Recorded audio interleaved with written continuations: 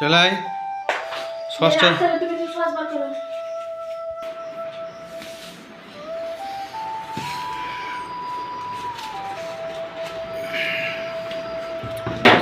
চলে আয়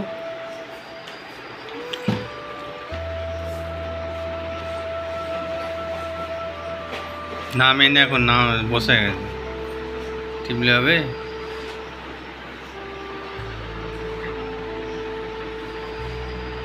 তো আজকে ছেলেরা জিদ করছিল, বললো এগ রোল খাবো। তো আমি বলছিলাম যে চাউমিন করতে, চাউমিন করলো না। তো তোমার বোধহয় বললো আজকে তাহলে একদিন তো করেছিলাম, তো আজকে তাহলে এগ রোলই বানাই। তো ছেলেদের খুবই ভালো লাগে এগ রোল। তো চলো তোমার বৌদি ভাই এগ রোল বানাচ্ছে, কীভাবে বানাচ্ছে তোমরা দেখতে থাকো। তো অলরেডি তোমার বৌদি ভাই লেগে গেছে এগ রোল বানাতে। তো শসা আর পেঁয়াজ এবং কাঁচা লঙ্কা কুচানো এমনি রেডি হয়ে রয়েছে। তো এখন ময়দা মাখবে, কিছুই মাখা হয়নি। তো দেখতে পাচ্ছ ময়দা বার করছে, তো মাখতে হবে। আমাকে বলছিল যে মেখে দেয়, আমি বলছি আমি মাখবো না, তুমি মাখো, তুমি করছো তুমিই করো।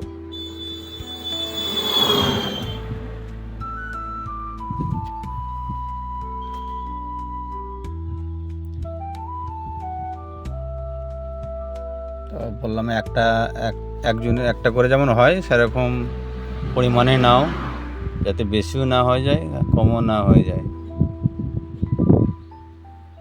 তো আজকে মনে হচ্ছিলো যেন একটু, আমি বলছিলাম আর কি যে একটু যদি ঘুগনি হতো ভালো হতো। তো আমার অতটা এগ রোল ভালো লাগে না, আমার চাউমিনটা ভালো লাগে। আর তার সঙ্গে ঘুগনিটাও তোমার বৌদি ভাই ঘুগনি করলে খুব ভালো বানায়, তো ভালো লাগে আমার খুব খেতে। তা বলছিলাম যে ঘুগনি করো। তো ঘুগনি করতে গেলে সঙ্গে সঙ্গে হবে না, কিন্তু মটর ভিজাতে হয়, একটু সময় লাগে। তো বললে যে পরের দিন করব। তো আজকে যেমন ছেলেরা বলছে যে এগরোল খাবো, তাহলে এগরোলই করে দিই।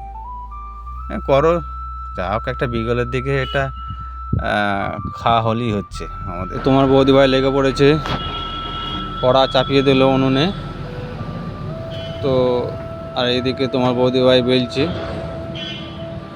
ডিম একটা করেই ডিম দেওয়া হচ্ছে, কিন্তু একটা ডিম ছোটো হচ্ছিলো, দুটো করে দিলে একটু ভালো হতো। তো ঘরোয়া ব্যাপার, যেমন হবে তেমনই খাওয়া হয়ে যাবে, অসুবিধা কিছুই নেই। তো তোমার বৌদি ভাই একটু এগরোলটা অতটা ভালো পারেনি, তো ঘুগনিটা বেশ ভালো করতে পারে। বলছিলাম আজকে ঘুগনি করার জন্য, বলে সব দিন একদিন করে হবে। তো তেল দিয়ে দিয়েছে, আর চতুর্দিকে এইভাবে দিচ্ছিলাম, আমি বারণ করছিলাম যে ওইভাবে পাতলা করে এইভাবে দিচ্ছ কেন, এক জায়গায় ঢেলে দাও। আর ওই রুটি বেলাটা যদি ওর ওপরে দিয়ে দিলে পরে ওর চাপে তো উপর দিয়ে উঠে যেত, যেহেতু গোল করা। তো সেটাই বলছিলাম, ওইভাবে দিলে পড়া হবে না। তো আমি বললাম যে একটু কাঁচা থাকা দিয়ে দিতে হবে, যা রুটিটা চিটবে, পরোটা যেটা বেলা হয়েছে ওটা ওর সঙ্গে চিটে যাবে, আর না হলে ভেজে দিলে পড়া ওর সঙ্গে আর লেগে থাকবে না। তো শুনছিল না, বলছে না এইভাবে হবে না। না তুমি এটা পারো না, যেটা পারো না সেটার ভুল হচ্ছে, সেটা আমি তোমাকে বলছিলাম। তো আমি তারপরে বললাম যে তুমি একবার দিয়ে দেখবে, শুধু উপরটা ঢেলে দিয়ে, আর পরোটার যে বেলাটা এটা ময়দা আটার এটা, ওটা তুমি দিয়ে দেখবে একবার কেমন হয়। আমি বলছি যে ওর উপরে এবার তুমি চাড়াতে হবে না, তো এমনি তুমি দিয়ে দাও। তবু সে চাড়াচ্ছিল। যা হোক, যে যার যেরকম যেভাবে করে, বিভিন্ন রকম মানুষ বিভিন্নভাবে করতে পারে, তো কোনো ব্যাপার নয়। তো অসুবিধা কিছুই নাই। এটা কাঁচা অবস্থা দিয়েছে বলে ধরে গেছে, হাতে করে ঘোরানো যাচ্ছিলো, নাহলে ওই উপর তো ছেড়ে যাচ্ছিলো। তো ছেলেরা চিল্লাচ্ছিল, ছেলেদের সঙ্গে একটু চেঁচাচেঁচি হলো, আর রাগ হয়েছে। তো মা বকেছে খুব, বুঝতেই পারছো তো, খাবার জিনিস হলে ছেলেরা কী করে। তো পরীক্ষার সময় তো ওদিকে আমরা দাবড়ে পাঠিয়ে দিলাম যে খাওয়া যখন হবে অবশ্যই খাবার টাইমে খাবার ঠিক পাবি, তো পেছনে পেছনে ঘুরিস না। তো ওদের স্বভাব খারাপ, বাচ্চাদের যেটা হয়। তো মা রেগে গিয়েছিলো, ওরা আসতে চায়নি, আমি ডাকলাম চলাই।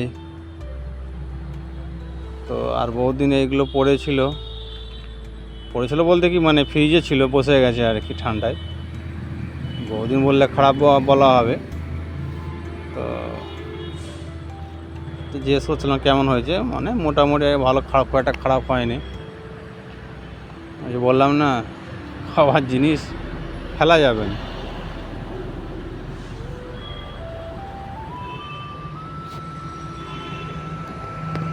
আমাদের এগ রোলটা কেমন হয়েছে অবশ্যই তোমরা কমেন্ট করে জানাবে এবং একটা সাবস্ক্রাইব করবেন এবং পাশেই থাকবেন।